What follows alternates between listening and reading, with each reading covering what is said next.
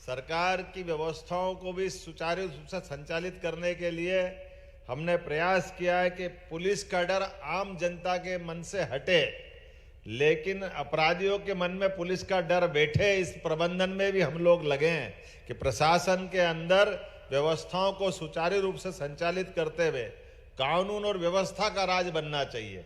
और कानून और व्यवस्था के राज में गरीब आदमी की सुनवाई, गरीब आदमी का सम्मान, इस भाव को लगातार बनाए रखने की इच्छा है। और लेकिन हमारा अपना राज्य किसी दृष्टि से कोई कमी, कोई कोर कसर बाकी नहीं रहे। यशस्वी मुख्यमंत्री पूर्व शिवराज सिंह जी चौहान के बाद उनकी व्यवस्थाओं को लगातार आगे चलाने की हमारी सबकी इच्छा है और उस पर हम लगातार मोदी जी के नेतृत्व में आगे बढ़ रहे हैं। इन व्यवस्थाओं को जोड़ करके लगातार एक के बाद एक सारी योजनाओं को संचालित करते हुए और नित नए आयाम बढ़ाते जा रहे हैं, नित नई व्यवस्थाओं को जोड़ रहे हैं। माननीय सुरेंद्र जी ने अभी कुछ बात रखी है, समय की कमी है। आपने कहा तामोट के अंदर इंडस्ट्रियल बेल्ट को पुनः एक तरह से बने बनाए डेवलपमेंट वाले प्लाट को निकालना है, कुछ काम करना है। आप चिंता मत करो, इस दिशा में जल्दी से निर्णय करेंगे। आपकी इन व्यवस्थाओं के आधार पर अपना ये पूरा इंडस्ट्रियल बेल्ट जल्दी से जल्दी भरा है, जिसको जिसको उद्योग लगाना। और सुधीर जी, आपसे तो मेरा और प्रेम है, क्योंकि हम उद्योग लगाते हैं, बाहर के लोग भी आए, वो भी उद्योग लगाए, अच्छी बात है।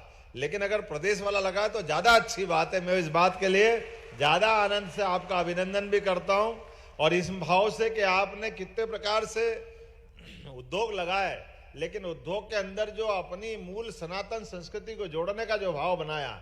समय के कारण से मैं मंदिर में यहीं से भगवान को प्रणाम करता हूं, क्योंकि मैं वहां नहीं जा पाया, समय कमी है।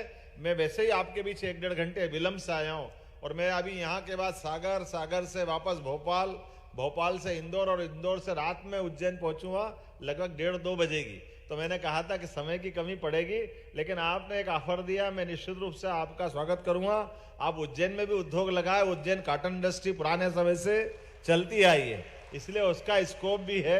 और भी आप अलग अलग क्षेत्र में जहां जो काम करना चाहें, सरकार लगातार उद्योगपतियों के साथ खड़े होकर के हमारे जीवन के सभी क्षेत्रों को मजबूत करने में सबसे बड़ा योगदान रोजगार परक व्यवस्थाओं का है, उद्योगों का है। और उद्योगों से समृद्धि आती है दोनों तरफ से।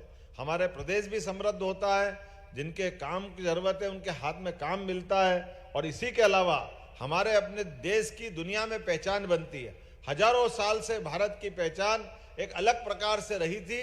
काल के प्रवाह में हमारे यहाँ बहुत सारी विसंगतियां हुई, कई आक्रांता है, और आक्रांताओं ने हमारे अपने देश को लूटा, खसोटा और तमाम प्रकार की व्यवस्थाओं से दुराव्यवस्था में बदल दिया। उसमें हमारे स्वाभिमान को, हमारे धर्म को, हमारी संस्कृति को, सबको नष्ट भ्रष्ट करने के प्रयास में लगे रहे। लेकिन परमात्मा की कृपा है, कुछ बात है कि हस्ती मिटती नहीं हमारी, कोई बात है अपने देश के लिए परमात्मा की विशेष। दुनिया में कई आए और कई गए, हमारी संस्कृति को कोई मिटा नहीं सकता है, हमको कोई झुका नहीं सकता है। हर दौर में, हर काल में, हर परिस्थिति में भारत के ऊपर परमात्मा की विशेष कृपा है। हम अपने अपने वो गौरवशाली पक्ष, जिनके कारण से भारत में भारत की न केवल आंतरिक शक्ति, बल्कि भारत की अंदर की एकात्म मानव की जो दृष्टि है, वो दुनिया आज भी उसको अलग रूप में देखती है। और यही कारण है कि एक नया इतिहास बन रहा है। 22 तारीख को हमारे देवस्थान को नष्ट भ्रष्ट जिनने किया था, ये न केवल उनके मुंह पे तमाचा है, बल्कि अभी भी छोटे मोटे उनके साथ वाले उनके सुर में सुर मिला के बात करते हैं, भैया तोड़ा किसको था? अरे किनको तोड़ा था? तुमको आज भी कष्ट है?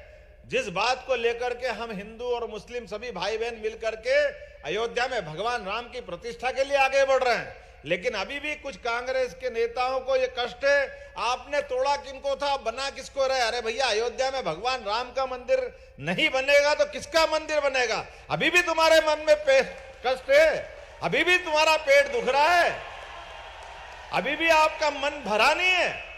तुम्हारे इसी भावों के कारण से ये देश में कई दंगे हुए, कई लोगों की प्राणांत हुए, कई लोग परेशान हुए।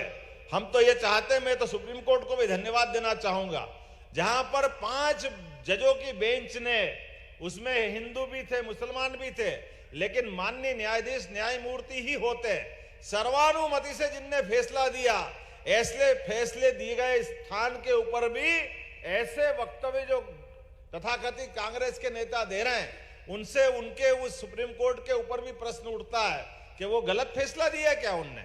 अरे जिनने फैसला दे दिया, ये हमारी सरकार है, माननीय यशस्वी प्रधानमंत्री की सरकार है, जिनने कहा कि सुप्रीम कोर्ट ने फैसला दिया, फैसले का पालन अयोध्या में हुआ, पूरे देश ने स्वागत किया, ये हमारा सौभाग्य है।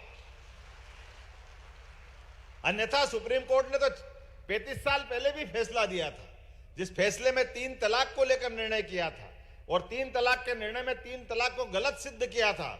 लेकिन तत्कालीन कांग्रेस की सरकार ने, यद्यपि ये जगह नहीं है बात करने की, लेकिन कोई छेड़ेगा तो हम भी छोड़ने वाले नहीं है।